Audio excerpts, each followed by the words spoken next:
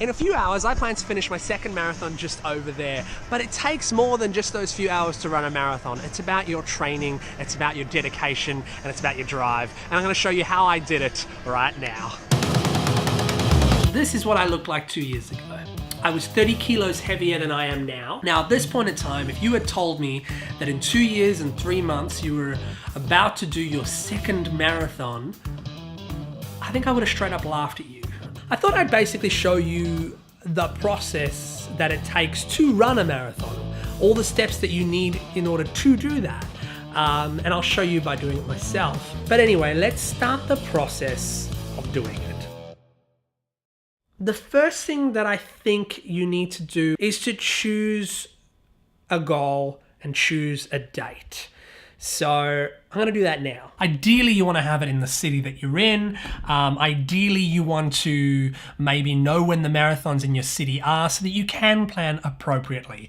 I am lucky in this case because I knew I was going to do this marathon, so I know that now it's 3 months before, I have enough time to train for it. It'll be the biggest event that I have ever run in. Like the last marathon I did, I ran and it was, I think 20 something people ran in the marathon. This one's going to have thousands.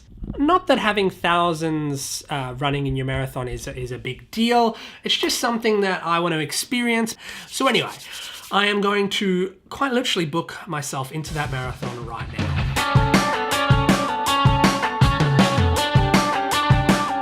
So I'm going to be running October 14th, the Melbourne Medibank Marathon. Now, some marathons can be expensive. This one was $155. The first marathon I did was 30 something.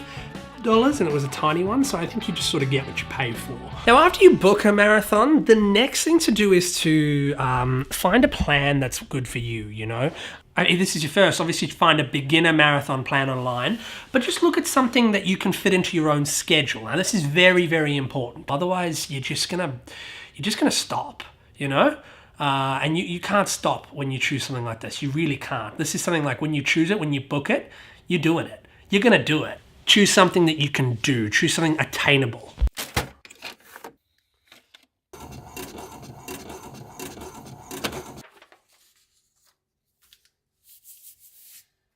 All right, this is it. It's the first day of the training program and I'm excited. I'm happy and so excited to get back into the routine of it. Running, it's meditative. You get it out, you feel good afterwards. I'm gonna bring the little GoPro with me on the way because this is a video about running. You may as well see me running, right? Let's do it.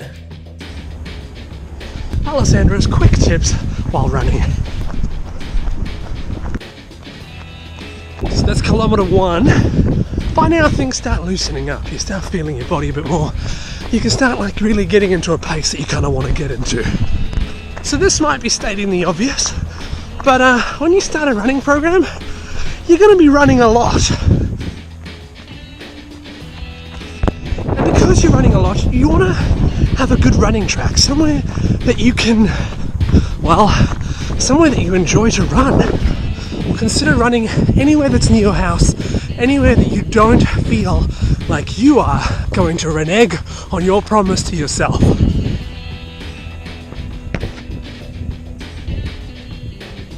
Just you should not apply too much speed until you're ready. And you're never really ready. Just take it slow, take it slow. It's all about the distance. If you have to walk, walk it, but never stop. Just keep moving until you finish the distance. The whole point is to slowly get better, see how your body is, see how it feels. Yeah, but that means I can chalk this up as a tick, you know, tick on the plan.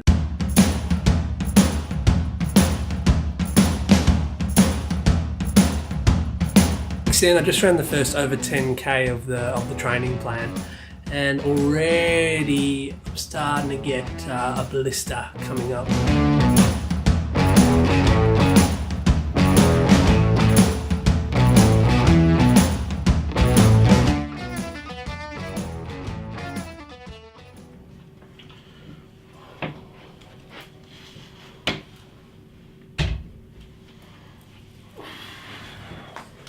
I don't know, somebody must have a name for it somewhere, but it's like, for me, it's a hell run. It is a mental game. It's everything that you don't like about yourself tells you that you should stop and that you should just abandon it or just walk for a little bit. Make no mistake, it's a war that you're in when you're in a hell run.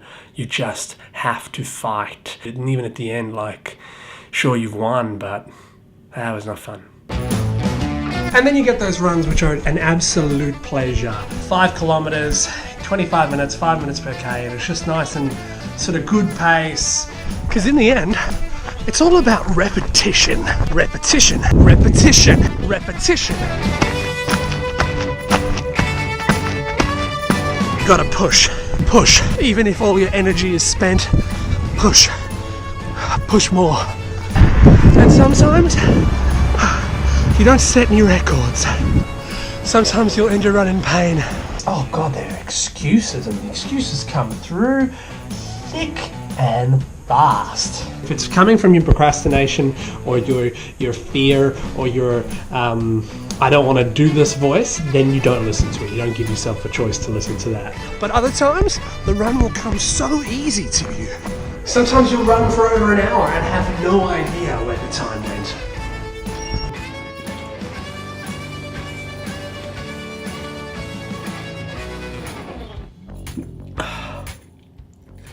I want to talk about something I've been neglecting. I haven't spoken too much about your body, and I think body care is a huge part of training for a marathon. Training for a marathon is not pretty. Every time you pull your socks off after you run, like, you know, you're not really sure what's going to happen. You wonder whether you're going to have something bleeding or something like broken down there. That's only like one mere thing. Look after your body and tape everything up and yeah, body care. Not pretty, but important. So I have a confession to make. For 2 weeks, I haven't stuck to my plan. I always intended to continue with the plan, but something happened. So I was 16 kilometers into a 25 kilometer run when I just felt like, nah, I'm not doing this anymore. I was 9 kilometers away from home, so I had to walk the rest of the way. And I did that, and I would not run anymore. Now, this is not normally me. This is not normally something that I do. Normally I dig in and do it, and I push through, and I'll make it happen. But on that day, it just wasn't gonna happen. I had no drive.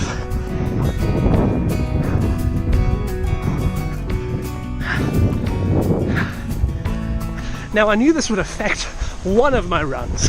What I didn't think was that it was going to affect all of my runs. You see, giving up is like a weed. If you get it in your garden, it's going to affect everything. After 14 days, I found that I'd only completed 3 out of 9 runs. At this point, I had a choice. I could continue along the downward spiral, stop my training, and stop the idea of running a marathon, or you can suck it up and make it up to yourself. So today, I'm making it up to myself by rerunning that 25 Ks and smashing it.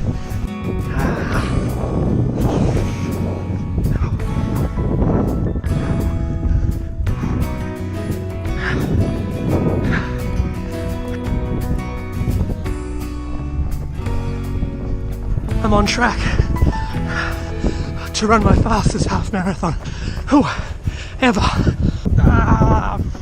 Freaking hills. And that's it. It's my fastest 25, my fastest 21, my fastest 10.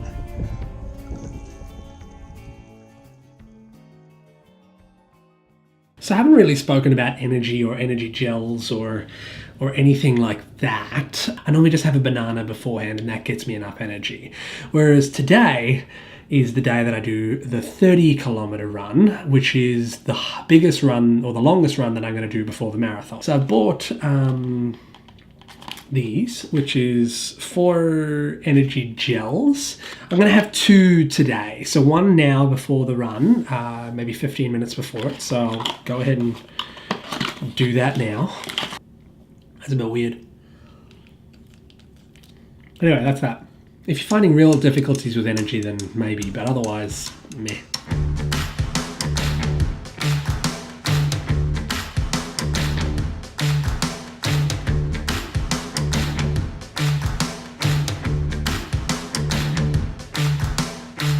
I'm here at the MCG. Now, the MCG is one of the biggest stadiums in the world, and I'm going to finish the marathon in there. It's so exciting. It's so cool, you know, all this training, and now it's really here. Just got the bib. Am I nervous? Yes, I'm terrified, but if you're scared of something, you kind of just have to tackle it. And I guess I'll see you in the marathon. It's 5 a.m. I'm all ready. I think I've got everything I need. I'm going in by myself. So from now on, I'm going to switch from the big camera to the little guy. Let's do it. Yes.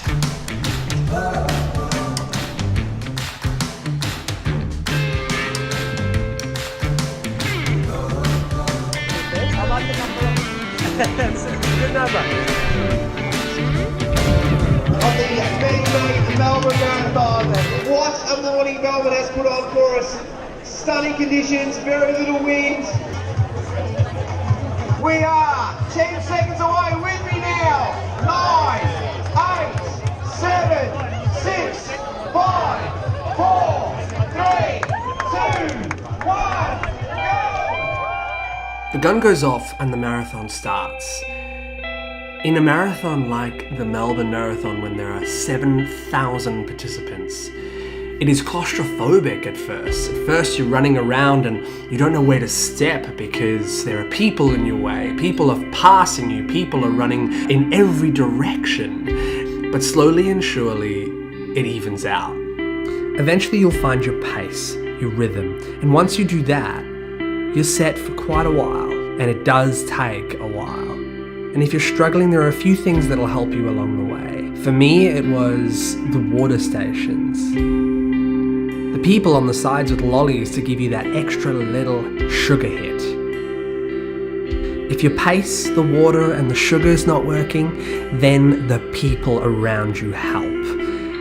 Just by being surrounded by 7,000 other people who are trying to do the exact same thing as you, you're able to use that energy to push yourself forward. I found myself finding someone nearby who was running at a similar pace, or maybe even just a little faster, and I would stick with them for maybe an hour. And that just kept me moving forward, because in the end, that's what you need to do. It's keep moving forward. You're tired, you keep moving. It hurts, you keep moving. Even though doubt kicks in, if you know you can still do it, you keep moving forward. There will eventually come a time, some runners call it the wall, where your body just can't do it anymore. But at that point, it doesn't matter how fast you're going, even if you're walking, you just need to finish the distance. You just keep moving forward. But then, out of nowhere, I looked to the side of me, and there was an old friend I hadn't seen in years. So my walk became a jog. We laughed at the ridiculousness of it all. And then something miraculous happened. A friend of mine who I didn't even know was there was tracking my performance the whole way through. And he decided for the last 2 kilometers that he would join me and run with me all the way to the end. I was running at a pace of 5 minutes per kilometer, where before I could hardly walk, because the wall ends and you can keep moving after that, especially when you come towards the finish line. You've nearly achieved it. You're nearly there. Adrenaline kicks in. You're in a stadium. There are thousands of people watching you, cheering everyone on. And then the finish line is in sight.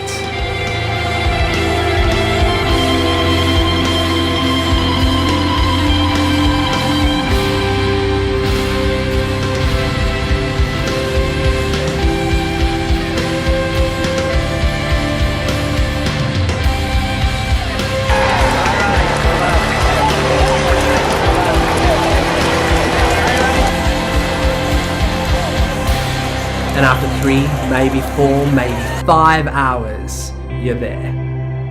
I eventually finished in a time of 4 hours and 38 minutes. I beat my previous marathon by 47 minutes. And then my friend handed me my medal. A lot of medals.